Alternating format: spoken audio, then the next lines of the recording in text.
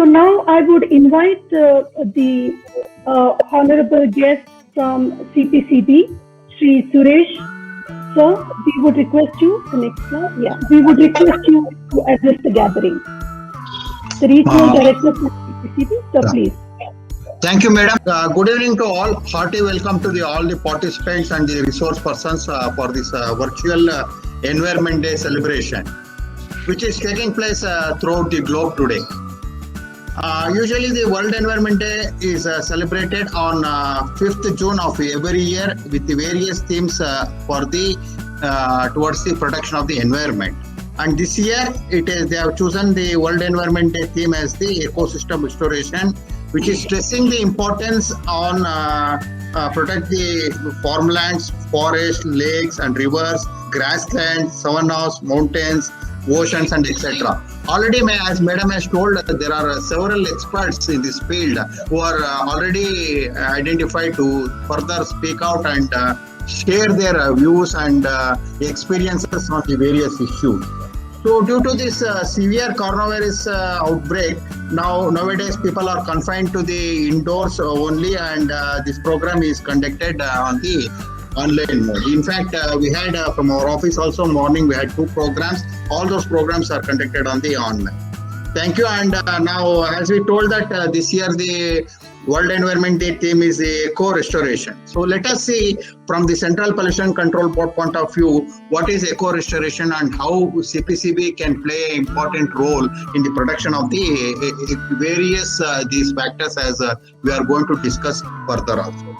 Now, let us see how this important activity is getting implemented in the country. As you all know that Ministry of Environment and Forest is the nodal agency at the federal level for planning, coordination, promotion, implementation of environment and forestry programs. So MOF is basically responsible for preparation of the programs and also responsible for the policy preparation at the national level. So as you all know that we are working in a 2-tier system. One is at the federal, that is the MOF, and another is at the state level, that is the State Pollution Control.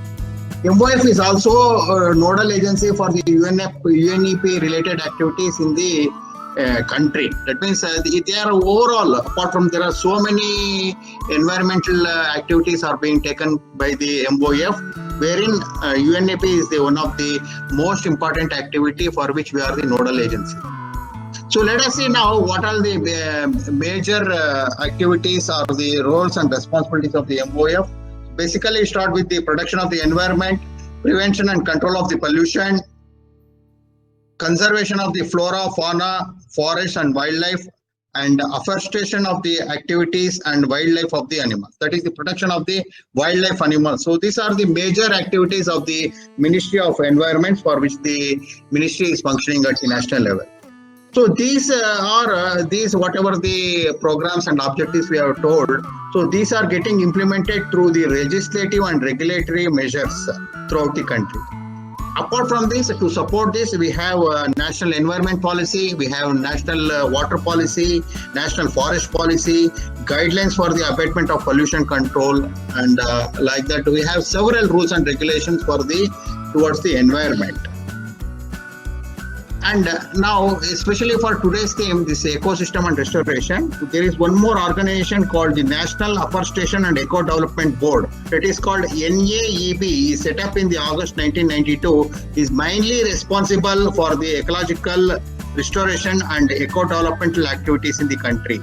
So further details of this organization can be seen in the www.naeb.nic.in. So this is the major board, that is the NAEB is a major organization which is completely responsible for the maintenance of the eco development and eco restoration in the country. Apart from that, we will see now how the system is working in the country for the eco restoration. So we have the Constitution of India, as you all know that, under Article 21, right to pollution-free environment. So that is well documented. And again in the Article 48A, so states shall endeavor the protection of the environment, forest, wildlife, fauna, mountains, lakes, rivers, etc. And also we know that Article 51AG, so at the outset, it is a duty of every citizen to protect the natural environment, forests, lakes, rivers, wildlife, etc. So these are all some of the major provisions made in the Constitution of India. Apart from that, we have many policies also, as I have already told you. And we have around 21 environmental acts and rules for the protection of the environment. Basically, it starts with the Water Protection Act, which was formed in 1974. The Air Prevention Act, it was formed in 1981, and Environment Protection Act, it was constituted in the 1986 and supported with so many other things like noise pollution rules, Public Liability Insurance Act, National Environment Tribunal Act, Hazardous Waste Management rules. You name the waste and we have the separate rules for that one.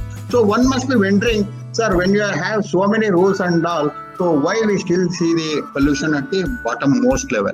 I think we have so many rules, and our constitution is one of the strongest provisions which are having. It is well documented, but I think there are some link missings when it comes to the actual implementation of all these rules at the bottom level. So as I told you, so there are around more than 21 environment-related acts and rules are there for the protection of the environment. And apart from that, we have Wildlife Protection Act, Forest Conservation Act, and Biological Diversity Act. All these acts are actually, when you put together, it is all comes for the protection of the environment. And if any damage or this one imbalance is caused, so one can exercise these acts and powers mentioned under that, and appropriate action could be taken. Nowadays, everyone in our country must be aware of this NGT, National Green Tribunal, which is issuing a very harsh decisions on the defaulters. It was formed under the Act 1995, and it is principal bench is having in the Delhi, and southern bench is situated in the Chennai. Lot of cases are coming daily about the pollution related activities and other damage to the ecological balance and all. So ultimately what court is telling is NGT bench, especially in the principal bench and also in the Chennai bench. So it is, if you see that most of the orders, CPCB has been made as a nodal agency and major to interact with all the departments. The role has been given to the Central Pollution Control Board to study the issue with the other departments and to submit the report in a short period of time. So nowadays, if you see, so a lot of acts are being, lot of cases are being handled by at regional directorate, Central Pollution Control Board level, and we have almost going up to 250 cases we are handling in our office. Ultimately, what will happen, whatever the decision is NGT is giving, it is the imbalance and ecological disturbance happened in the rivers or air or whatever it is, and we are calculating the environment compensation, which is levied heavily on the industries and also as well as on the defaulters.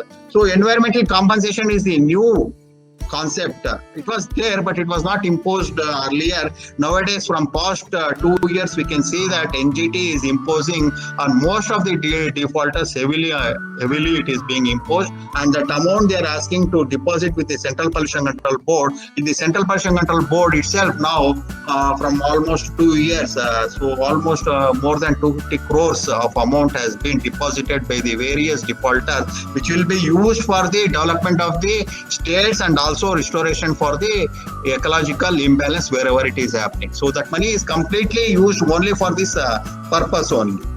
So that is being monitored by the Central Pollution Control Board. Apart from that, Central Pollution Control Board has long back, even in the year 1980 itself, established the air and water quality monitoring stations, both manual and continuous. These are being continuous stations are being monitored 24/7 to measure the various parameters in the ambient and also on the river or any water bodies. Apart from that, we have the many manual stations also, which gives the result and the air and water quality prevailing in that particular area, and accordingly the decisions are being taken at the state and central level, how it should be mitigated and what all the action plans to be initiated. So this National Ambient Control Program, NACP, is one of the best example for that one. And also river regeneration program, you can see that is also a part of the eco restoration, that is also being taken up based on this type of monitoring only. So our strength is air and water quality monitoring throughout the year. Many places it has been identified, and every month it is being collected and data is churned out and it is being published and it is being available for the public in the CPCB website. And apart from that, regeneration of the many rivers, I think regeneration of the Ganga, Yamuna are the best example nowadays, and a lot of quality is improved, but still there is a heavy inflow of the sewage and untreated industrial effluents are coming despite heavy vigilance. So it is taking some time, and still completely it is not meeting the standard. And apart from that, Central Pollution Control Board is working on the remediation of the contaminated sites, mass awareness programs, fixing of the standards, and evolving of the effective methods for the treating of the sewage and performance evaluation of the industrial equipment. Like that, we have many issues to work on. And also now recently from past 4 years, we are working on the online emission control programs of the industries. So both effluent and air, it is being continuously monitored, and it is entered through State Pollution Control Board server to the Central Pollution Control Board. Accordingly, any deviations are there or any damage to the environment or it is exceeding the standards are noticed. So immediately the action is being taken at the national and also at the level. So these are some of the projects which we are working for the eco restoration project from the statutory point of view at the national level. Here in Bangalore, we have a regional directorate office. We are having a state-of-art laboratory wherein we are taking up many samples analyzed for the various parameters. We have many sophisticated equipment also. And we are not doing the analysis of the outside this one, because we ourselves are heavily loaded with our court and legal samples, so we are concentrating only on that.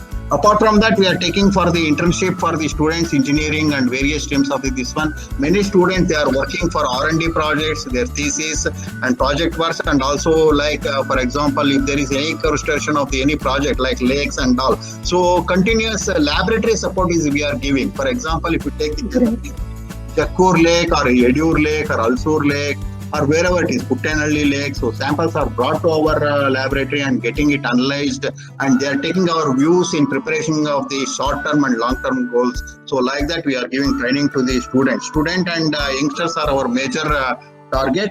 And apart from that, we are giving the training for this in the laboratory for the NGOs and officials for the various departments. So many persons, they are having very good laboratories, but still they are not able to tune up with the present SOPs and all. In that connection, we are giving training for the monitoring and also as well as for the analysis activities. So lastly, I would like to say that we cannot imagine the life without an healthy environment.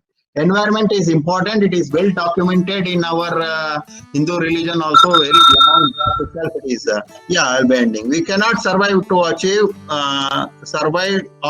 success, money, prosperity without sustainable environment. It always comes first, so that's why we should always respect the environment on the top priority, and we all together try to protect and improve further, which is a matter of concern to all of us. So with this, I will close my few words towards the ecosystem restoration organized for the today's program. Thank you, Ananda. Thank you very much. It is really nice that you have connected with the occasion as well as with the team of this platform, with saying opportunities for the students for internship, as well as the community reaching to you about the analysis. These are some things which we can definitely explore, and we will remain in touch with you for your guidance further. Okay. Thank you very much, sir. Sure, madam. Thank you.